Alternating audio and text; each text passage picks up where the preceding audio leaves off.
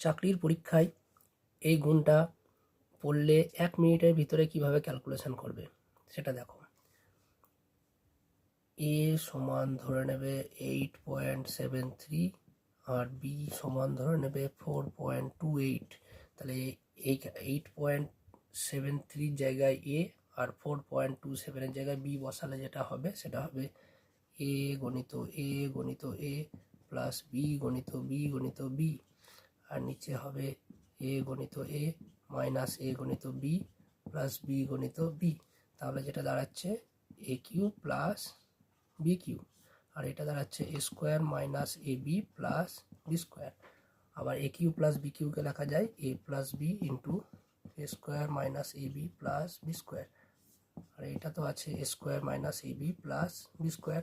তাহলে ক্যালকুলেশন করলে হচ্ছে এ প্লাস বি, তার মানে এটা যোগ করলে হয়ে যাবে 13।